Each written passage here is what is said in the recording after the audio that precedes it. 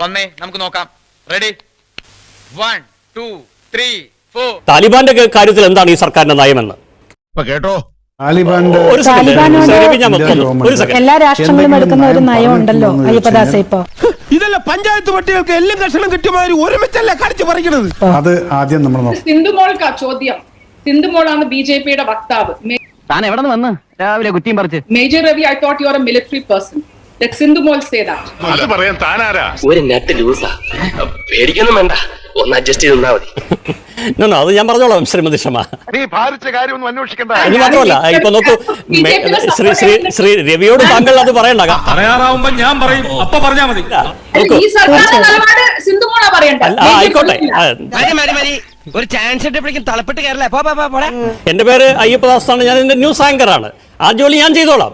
വേണ്ട വേണ്ട, തലയിരിക്കുമ്പോ വാലാറണ്ട. അപ്പോൾ ഒരു കാര്യമുള്ളത് ഞാൻ പറയാൻ വന്ന ഇത്രയേ ഉള്ളൂ. ശ്രീ രവി രാഷ്ട്രീയമായി ഒരു പക്ഷേ ഇപ്പോൾ കോൺഗ്രസിനോടൊക്കെ ചേർന്ന് നിൽക്കുന്ന ആളാണ്. അതുകൊണ്ട് ഒരുപാട് അദ്ദേഹത്തെ താങ്കൾ ഇങ്ങനെ പറയേണ്ട കാര്യമില്ല. ഒരു ആവേശത്തിലെടുത്ത് ചാടി വേണ്ടായിരുന്നു അല്ലേ? ഭയങ്കര മോശമായി പോയി. സിന്ധു മാം, ഞാൻ ഒരു ഉത്തരം എന്ന് പറഞ്ഞു കഴിഞ്ഞാൽ ലെറ്റ്സ് നോട്ട് വേസ്റ്റ് ടൈം. നിങ്ങൾ കുറെ കാര്യങ്ങൾ ഇപ്പൊ പറഞ്ഞു. പേരുത്തങ്ങോട്ട് വരും. എന്റെ കയ്യിലെങ്ങാനും ഇപ്പൊ കിട്ടിയാണ്ടല്ലോ സാഗറെ, ഞാൻ അടിച്ചവളുടെ കാരണയും വിളിക്കും.